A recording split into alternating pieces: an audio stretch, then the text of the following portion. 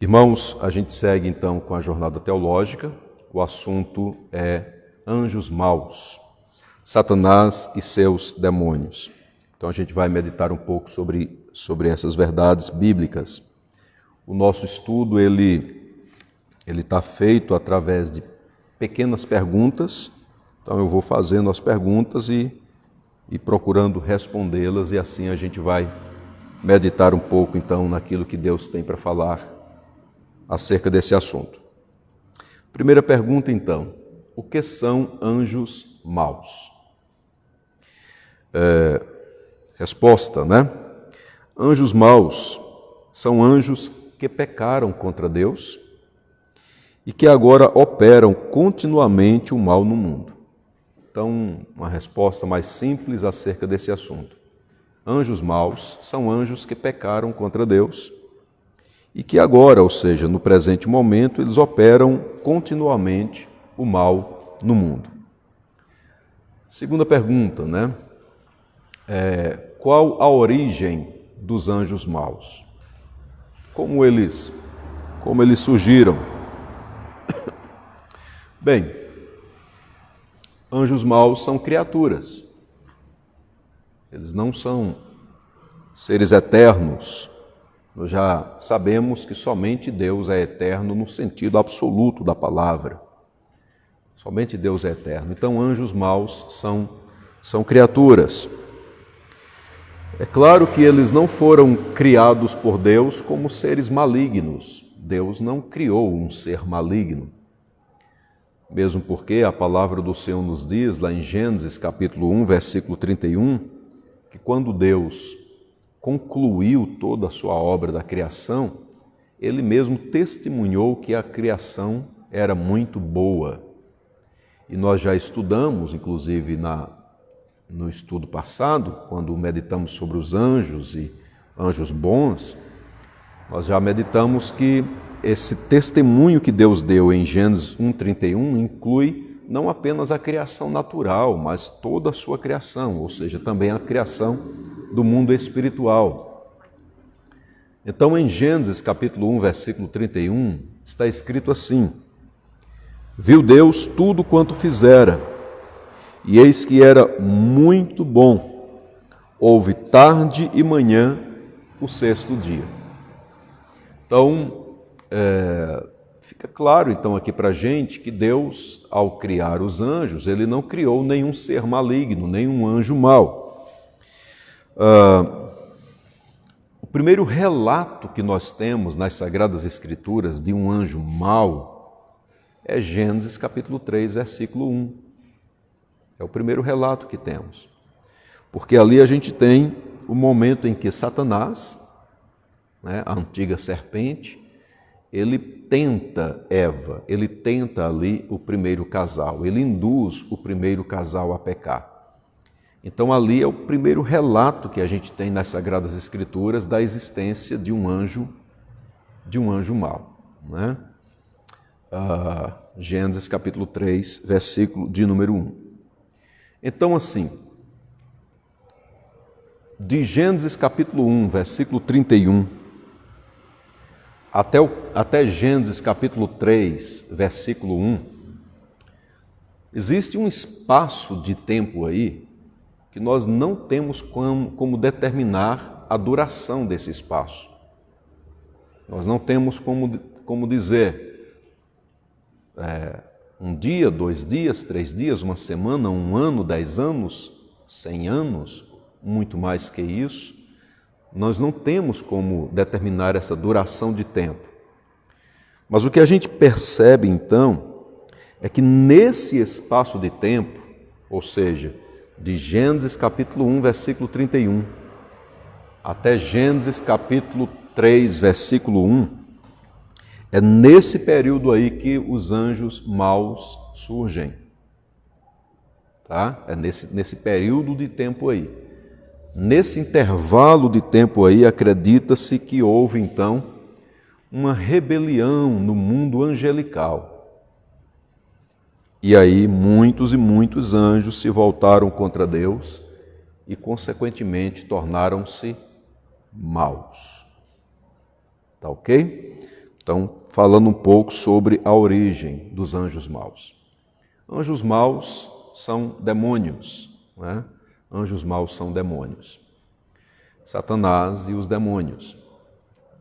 Há dois textos que mostram claramente assim para a gente essa rebelião que os anjos tiveram, que os anjos fizeram contra Deus e que por causa disso eles caíram do seu estado original em que foram criados.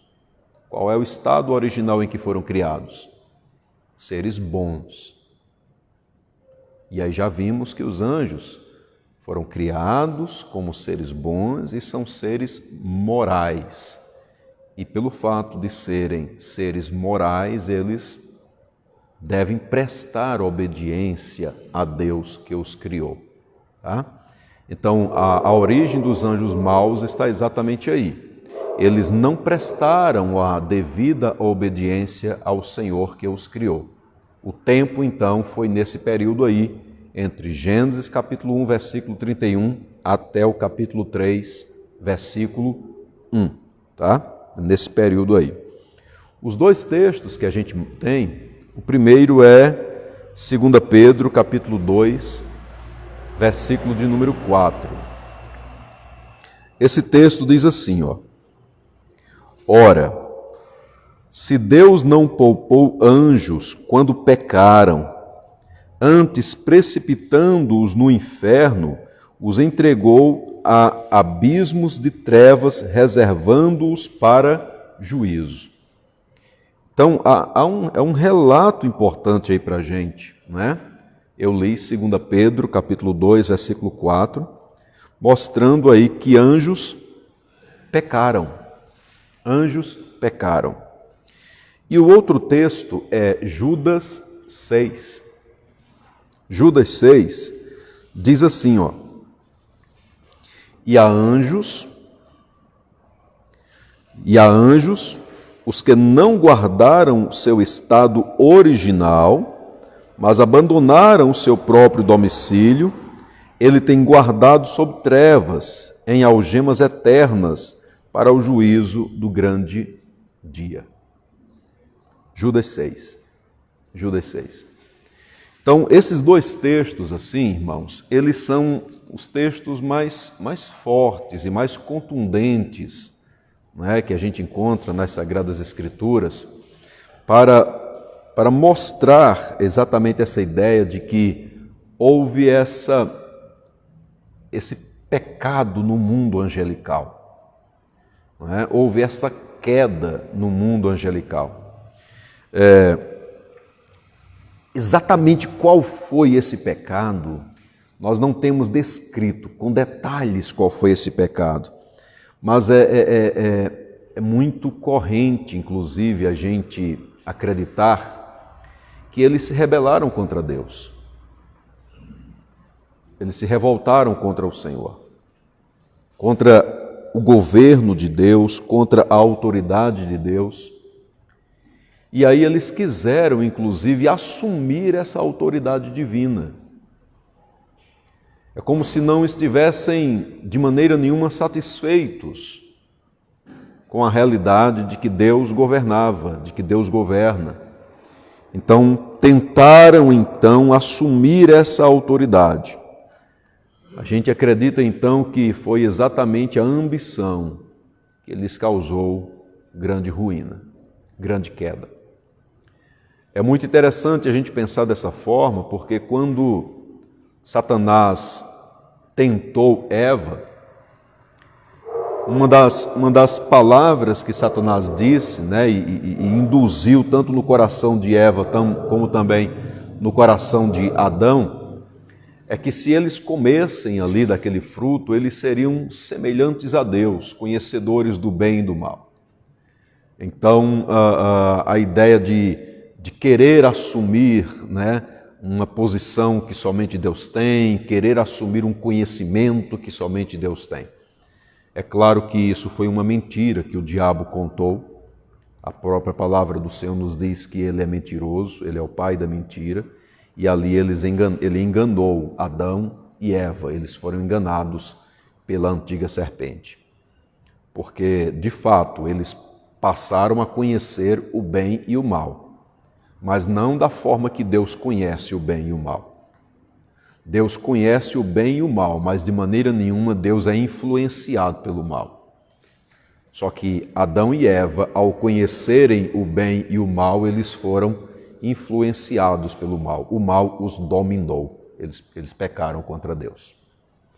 Bem, então assim, esses dois textos, né, 2 Pedro, capítulo 2, versículo 4, e Judas, capítulo de número 6, eles estão aí para mostrar para a gente a origem, né, falar um pouco para a gente sobre a origem dos anjos maus, a origem dos demônios e a razão da sua queda, né? A razão da sua queda.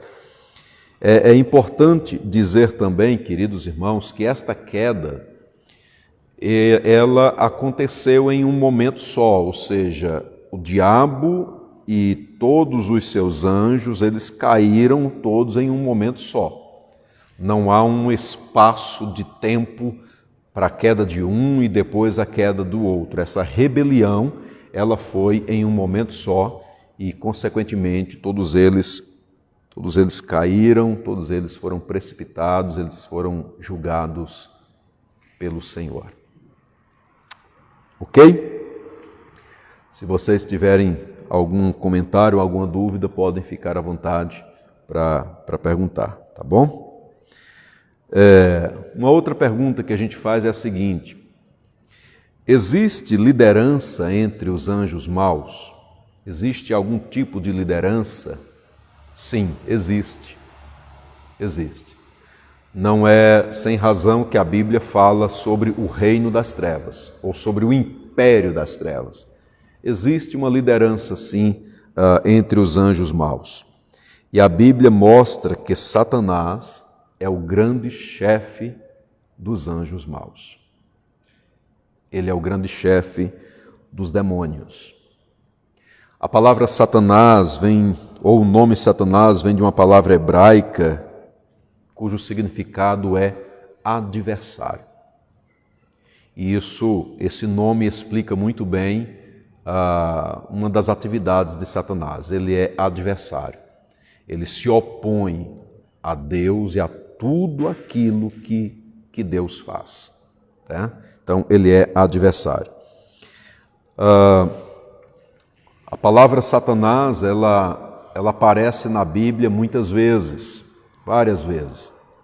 E eu quero trazer para a gente apenas 2 versículos. O primeiro é Mateus capítulo 4, versículo 10, que diz assim: Então Jesus lhe ordenou: Retira-te, Satanás, porque está escrito: Ao Senhor teu Deus adorarás, e só a Ele darás culto. Bendito seja o nome do Senhor.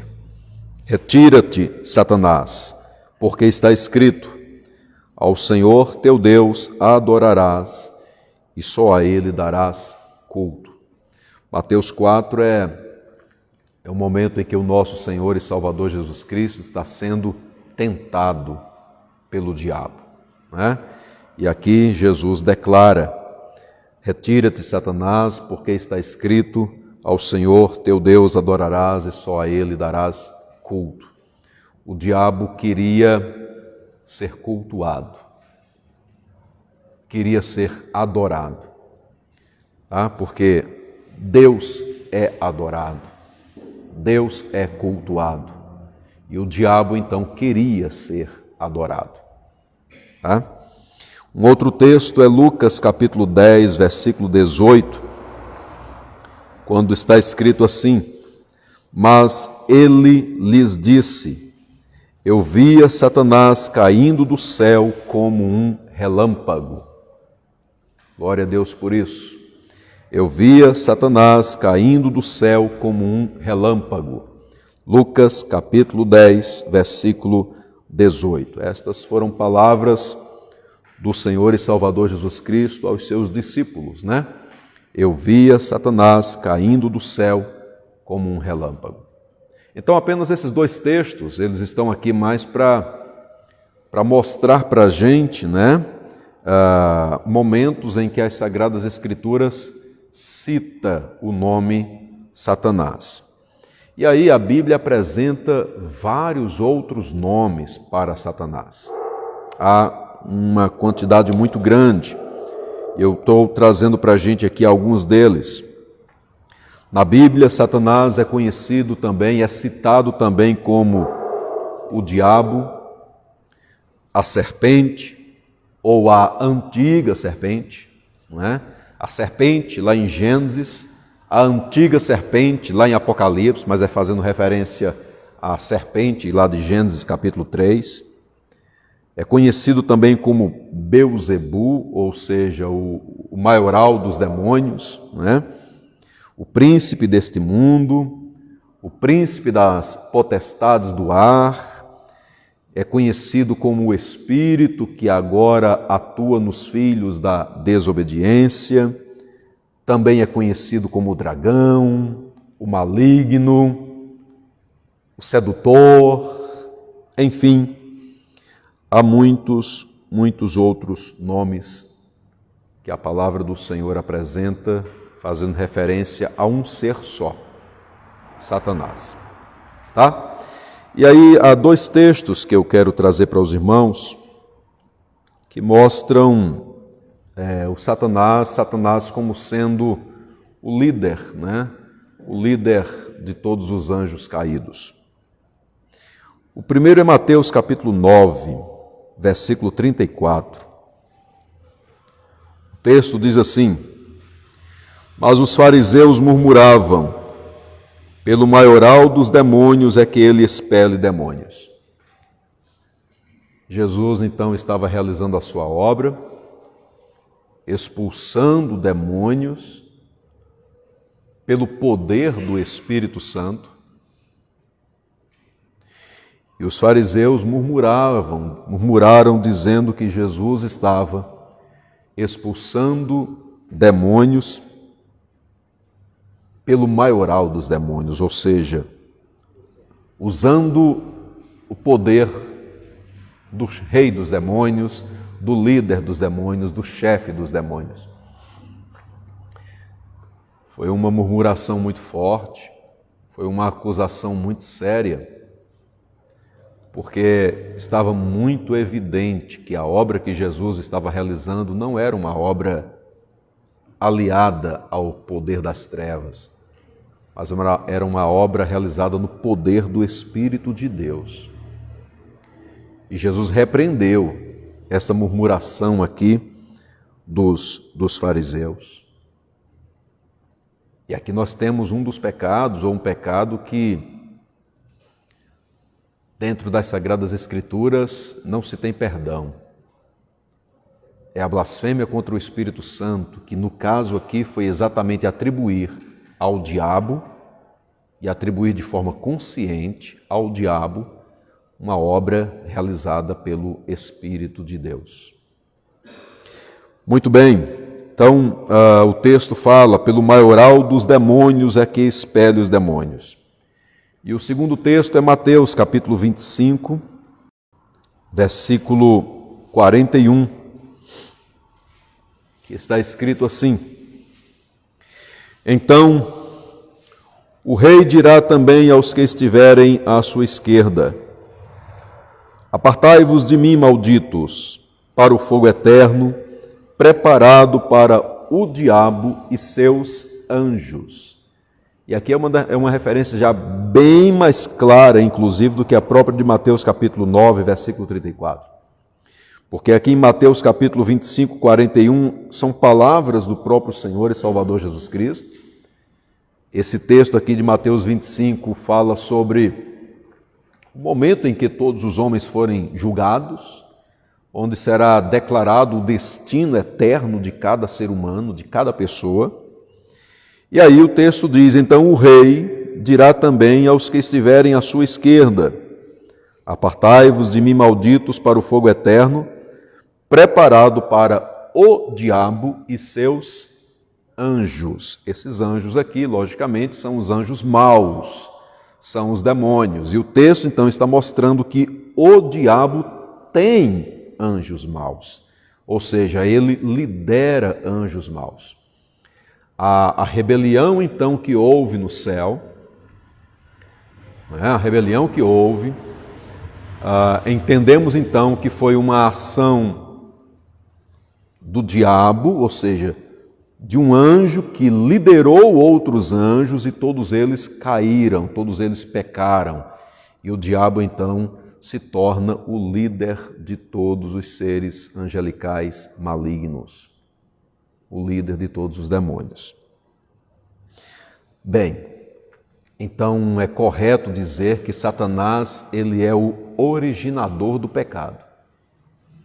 O pecado começa com ele, tá? O pecado começa com Satanás, este anjo mau. E começa no mundo espiritual e no mundo material, ou seja, no mundo físico, na realidade humana. O pecado vem através da tentação produzida por esse ser maligno, né? Produzida por esse ser maligno. Satanás, então, é o originador do pecado. Bem, vamos seguir? Uma outra questão aqui para a gente. Que atividades os demônios realizam? O que é que eles fazem hoje? Quais são as atividades que eles realizam? Eu quero trazer duas citações para a gente que resumem um pouco aquilo que Satanás e os seus demônios realizam. Importante dizer que isso que a gente vai ler agora, eles realizaram, ou seja, no período bíblico, são questões que estão registradas nas Sagradas Escrituras, mas eles exercem essas atividades hoje. Eles exercem essas atividades hoje. Wayne Grudem, escreveu o livro Teologia Sistemática, ele cita assim, ele diz assim: assim como Satanás induziu Eva a pecar contra Deus, ele também induziu Jesus a pecar para que falhasse na sua missão como Messias. Então, primeira questão aqui importante. Ele fez isso, Satanás fez isso. Induziu Eva a pecar. E ela pecou. Gênesis capítulo 3, do 1 ao 6, nós temos isso. Mas ele não fez isso somente ali em Gênesis. O autor aqui, ele mostra que Satanás também induziu Jesus a pecar, para que assim o nosso Senhor e Salvador Jesus Cristo falhasse em sua missão. Tá? Então a gente citou aqui o texto de Mateus, Mateus 4, do versículo 1 até o versículo 11, nós temos ali o diabo tentando o nosso Senhor e Salvador Jesus Cristo. A palavra do Senhor nos diz que quando termina ali aquele período da tentação, né, a palavra do Senhor nos diz que o Senhor Jesus Cristo, ele foi tentado com todo tipo de tentação. Aquele momento ali da tentação do diabo contra o Senhor Jesus foi algo muito forte na vida do Senhor e Salvador Jesus Cristo. O objetivo ali então era fazer com que Jesus se desviasse da missão que ele tinha para cumprir. Irmãos, o diabo fez isso com Jesus.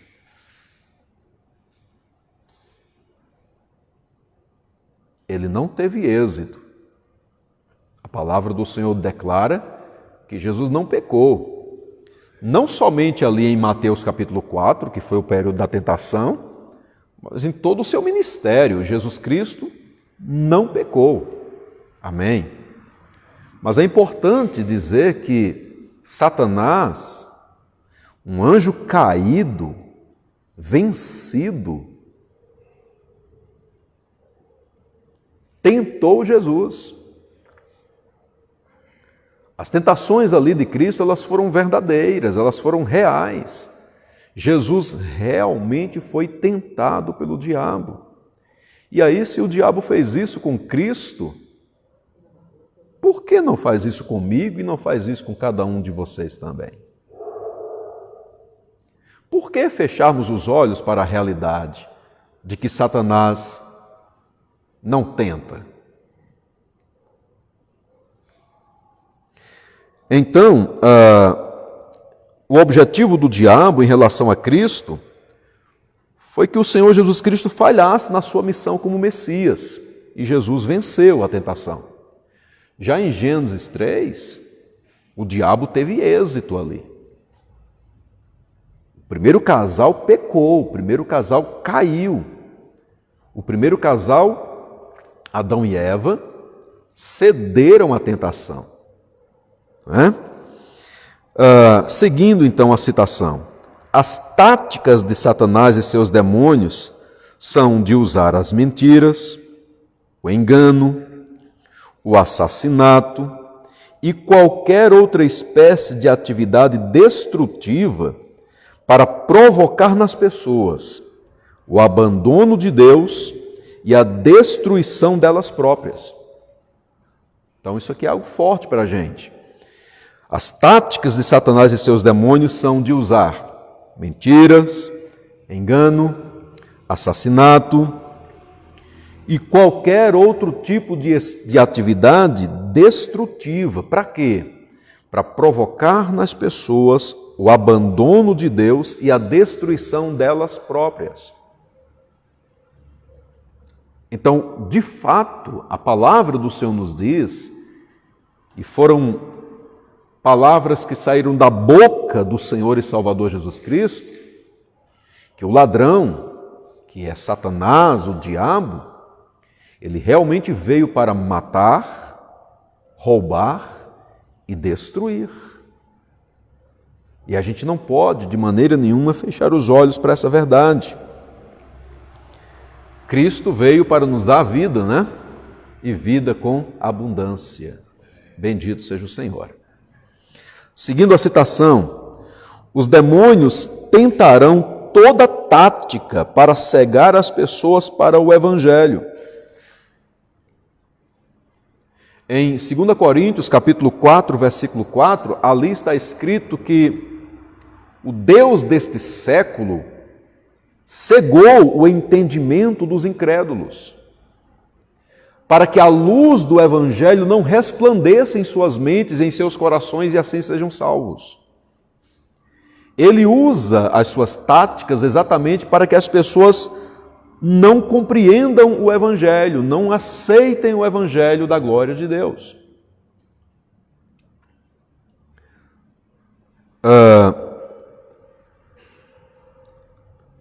E aí, falando um pouco sobre os cristãos, ele diz assim: eles também usarão tentações, ou a tentação, dúvida, culpa, temor, confusão, doença, inveja, orgulho, calúnia ou quaisquer outros meios para impedir o testemunho e a utilidade dos cristãos. Aqui está falando sobre os cristãos.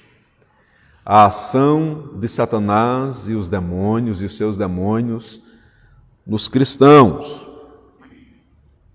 Usam a tentação, a dúvida, a culpa, o temor, confusão, doença, inveja, orgulho, calúnia ou qualquer outro meio para impedir o testemunho cristão e a utilidade dos cristãos.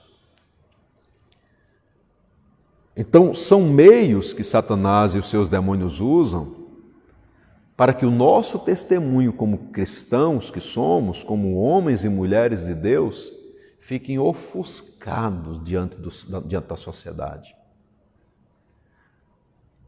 No mesmo instante em que o Senhor e Salvador Jesus Cristo orienta a sua igreja para que ela seja sal da terra e luz do mundo, para que assim as pessoas consigam ver um bom testemunho dos cristãos e passem a glorificar a Deus, o nosso Pai que está nos céus, o diabo e os seus demônios utilizam todos os meios possíveis exatamente para trazer ou para impedir esse testemunho. De tal maneira que calúnia, confusão, tentação, dúvidas, isso tudo atrapalha o testemunho cristão. E Satanás usa destas questões no meio cristão para que o nome do Senhor seja envergonhado.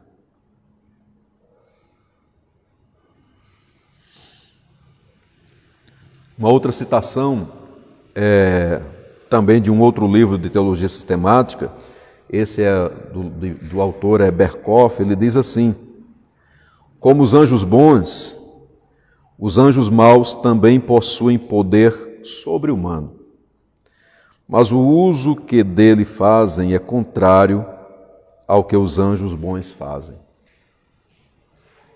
Enquanto estes louvam a Deus permanentemente, lutam suas batalhas e o servem com fidelidade, aqueles como poderes das trevas prestam-se para maldizer a Deus, pelejar contra ele e contra o seu ungido e destruir a sua obra.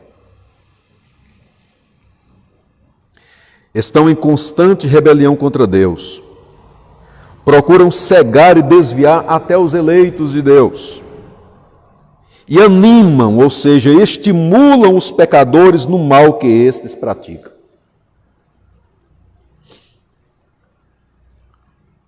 Mas ele continua dizendo o seguinte: mas são espíritos perdidos e sem esperança.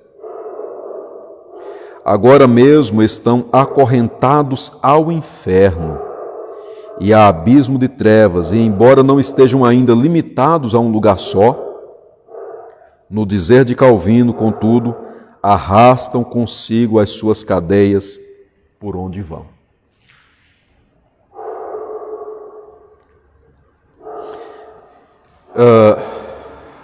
Então, embora eles exerçam uma influência muito grande e destrutiva, eles são espíritos perdidos, vencidos, condenados. Toda a ação que eles estão realizando, eles não são seres livres. Há sobre eles uma condenação. Por isso, usando as palavras do reformador Calvino, Satanás e os seus demônios, por onde eles passam, eles arrastam as suas próprias correntes.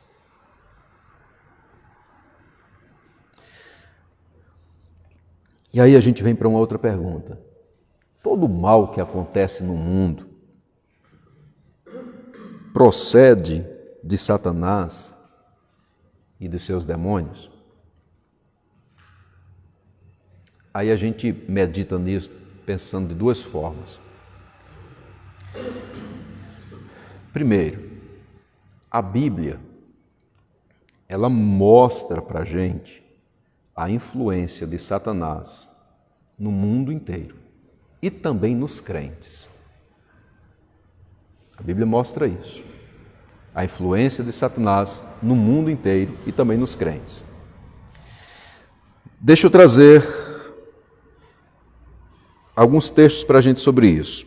O primeiro texto é 1 Timóteo, capítulo 4, versículo 1. Diz assim: ora, o Espírito afirma expressamente que nos últimos tempos alguns apostatarão da fé, por obedecerem a espíritos enganadores e a ensinos de demônios. Vejam o texto.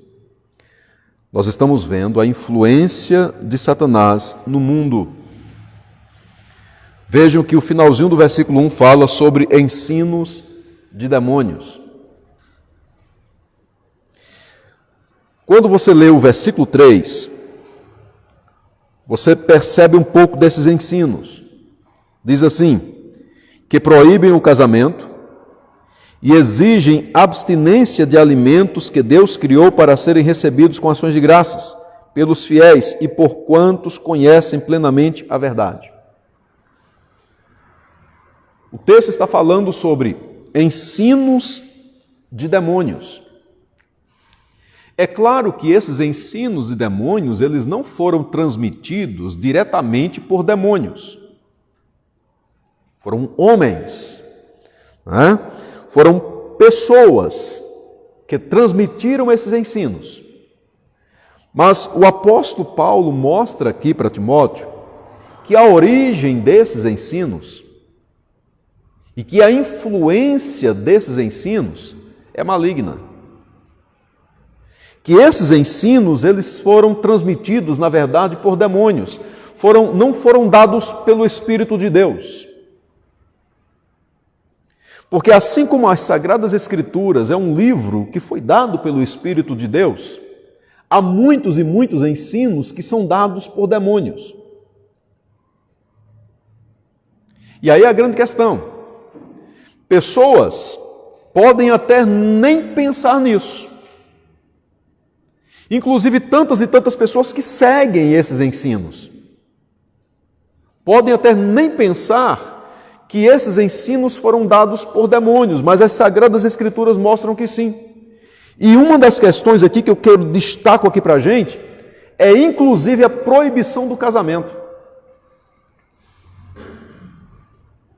Essa influência devastadora na vida familiar. De negar o casamento. E aí hoje, nos dias de hoje, a gente percebe as mais diferentes formas em que o casamento está sendo negado. O casamento, inclusive, dentro da perspectiva divina, como um projeto de Deus, como algo estabelecido por Deus lá em Gênesis capítulo de número 3, Adão e Eva, e o casamento da forma que Deus instituiu. Hoje, e não hoje só, mas desde sempre, esse casamento da maneira de Deus, ele vem sendo minado, vem sendo negado. E quantos ensinos nós temos hoje negando o casamento? Então, o que eu disse há poucos momentos foi: muitas pessoas podem até nem pensar que isso é um ensino de demônios. Mas a palavra do Senhor nos mostra que é. Talvez pessoas hoje que neguem o casamento ou que estabeleçam outras formas de casamento instituídas nos dias de hoje, talvez nem acreditem na existência de demônios. Bem, mas o fato é que Paulo está orientando a Timóteo sobre isso. Tá? Um outro texto é 2 Timóteo. E aí, esse texto já vem para focar mais, sabe, a ação de Satanás e os seus demônios na vida dos crentes.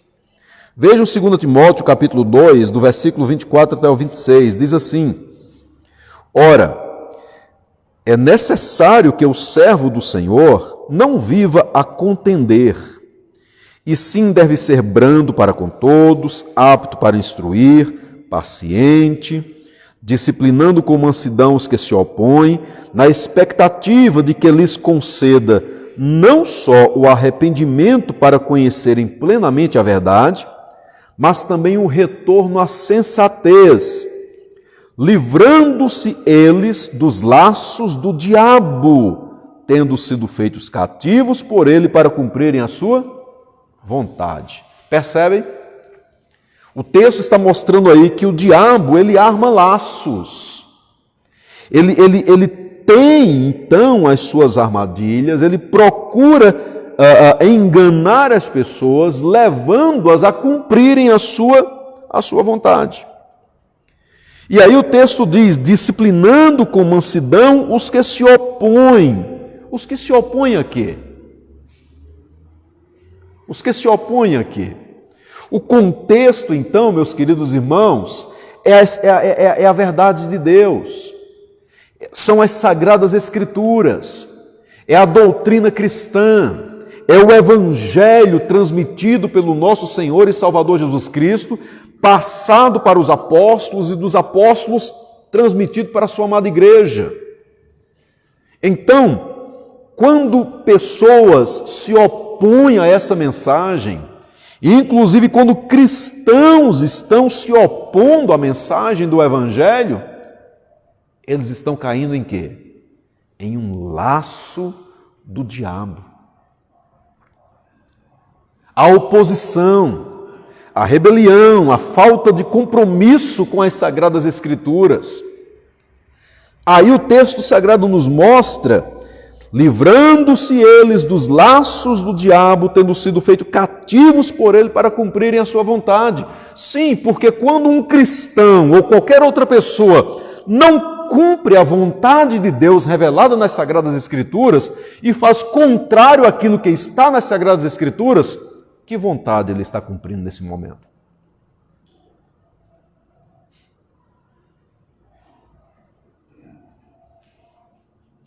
Não é a de Deus. A orientação aqui de Paulo é: discipline com mansidão aqueles que estão se opondo, porque para ver se eles conseguem voltar à sensatez e desta forma, então, serem livres, serem libertos dos laços do diabo. O que é que nós estamos vendo aqui? É a ação maligna, uma atuação maligna, tanto no mundo, como também, inclusive, nas pessoas dentro da própria igreja. Mas um outro texto que eu destaco para a gente, ou um outro dado, perdão, não é um texto, é um outro dado, é que a Bíblia mostra, irmãos, que o foco principal dos crentes não deve ser a questão das atividades demoníacas. Pelo contrário, é assumir a sua responsabilidade diante de Deus de buscar uma vida santa. Essa é a grande questão aqui. O que é que eu quero dizer com isso?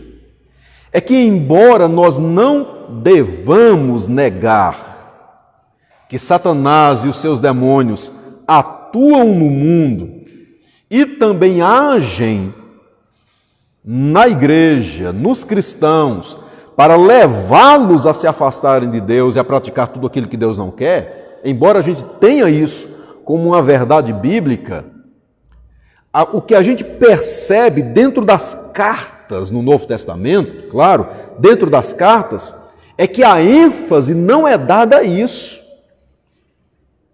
E aqui vejo, ninguém está fechando os olhos para essa realidade, mas você não percebe a ênfase sendo dada a essas questões, e aqui eu quero trazer alguns exemplos.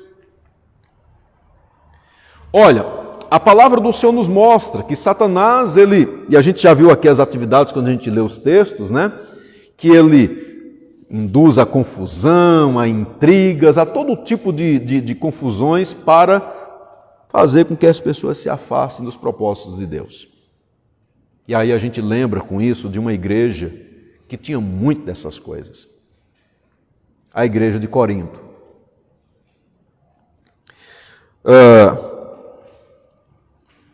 Satanás induz os cristãos a uma divisão? Sim.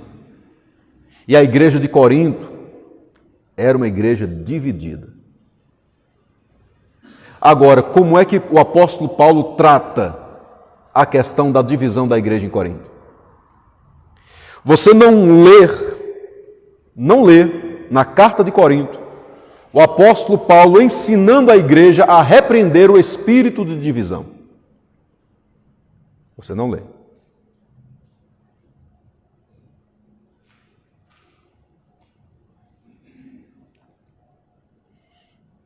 Mas você lê o apóstolo Paulo orientando os irmãos a viverem unidos em um só pensamento. Para quem ele chama a responsabilidade? Para a igreja. Porque se há divisões dentro da igreja, a responsabilidade é da igreja. Se há divisões dentro da igreja, divisões acontecem pela pecaminosidade na vida do cristão. O cristão dando lugar à sua natureza pecaminosa. Daí, repito, o apóstolo Paulo não chama a igreja para repreender o espírito de divisão, mas ele chama a igreja para assumir a sua responsabilidade de viver uma vida santa e de viverem unidos uns com os outros. Por quê? Porque a grande questão aqui não é fazer um culto de oração para orar intensamente, repreendendo os espíritos de divisão no meio de uma igreja, mas é cada cristão entender o seu papel em promover a unidade dentro da igreja.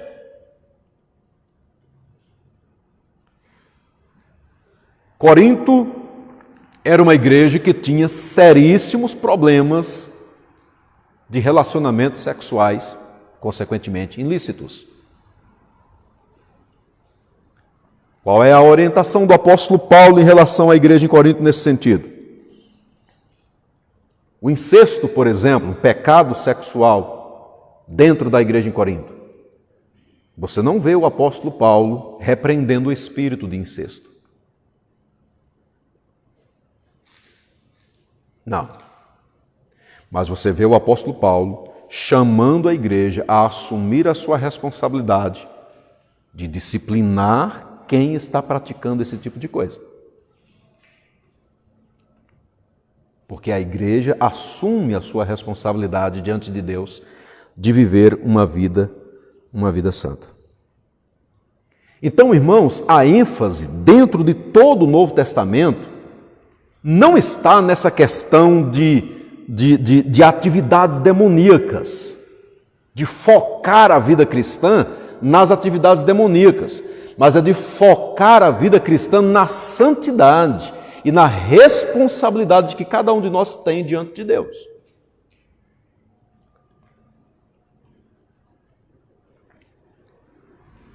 Então, essas duas verdades, elas precisam caminhar juntas. Elas não podem estar separadas. Qual é a primeira verdade, pastor?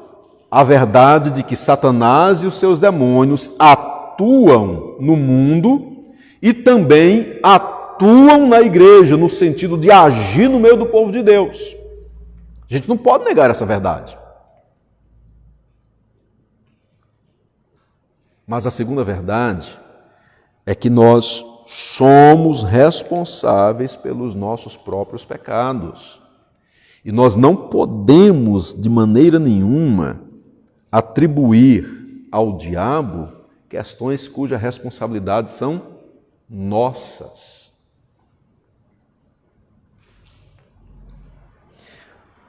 Agora, já que estas duas verdades elas estão presentes, citando então o exemplo de divisões dentro da igreja, quem são os grandes responsáveis pelas divisões dentro da igreja?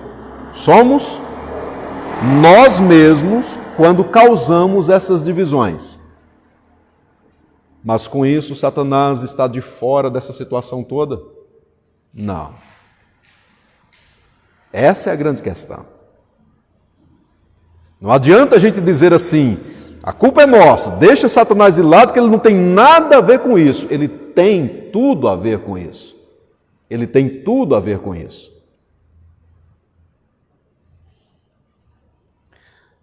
Porque todo pecado que praticamos é uma brecha para o diabo.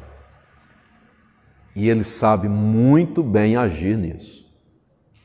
Ele sabe muito bem agir nisso. Todo pecado que praticamos dá-se uma brecha para Satanás e ele atua nessa brecha para envergonhar o Evangelho do nosso Senhor e Salvador Jesus Cristo. Bem,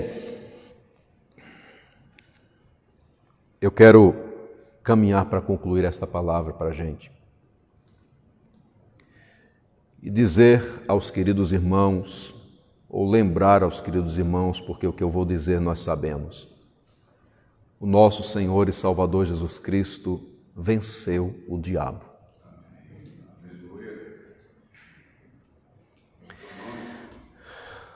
Em Mateus capítulo 4, que foi a tentação ali, Jesus saiu vitorioso. Bendito seja Deus por isso. Mas assim, o grande lugar onde a gente percebe assim, de uma maneira muito clara, a vitória do nosso Senhor e Salvador Jesus Cristo contra o diabo e os seus anjos é a cruz. O diabo odeia a cruz. Porque na cruz, Cristo na cruz expôs o diabo à vergonha pública.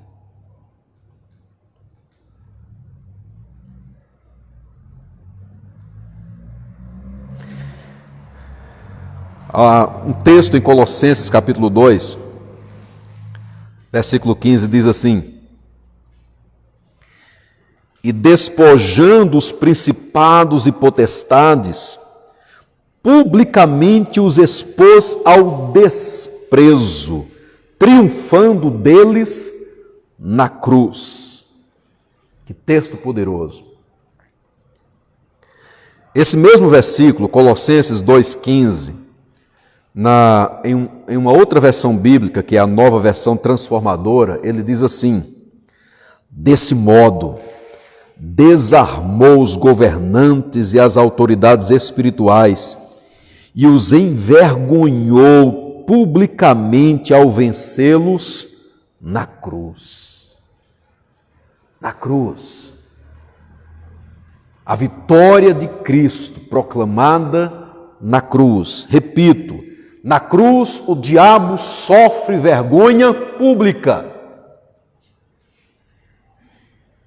Na cruz você tem a vitória. Por isso, repito, o diabo odeia a cruz de Cristo, porque lá na cruz Satanás foi derrotado de uma vez por todas e para sempre. Aleluia. Sabe, irmãos, por causa da morte do nosso Senhor e Salvador Jesus Cristo lá na cruz do Calvário, todos os nossos pecados foram perdoados, completamente perdoados. E aí, ali na cruz, Satanás então não tem mais direito, nem domínio, nem autoridade nenhuma sobre nós. Porque estamos debaixo do poder da cruz. Da cruz. E tem mais. Além de Satanás não ter nenhuma autoridade sobre nós, na cruz nós recebemos autoridade sobre o diabo. Para abrir a boca com confiança no nome de Jesus e dizer: em nome do Senhor e Salvador Jesus Cristo eu te ordeno, sai dele. Poder e autoridade sobre o império das trevas, dados por Cristo à sua amada igreja, porque Jesus triunfou na cruz. Louvado seja o nome do Senhor.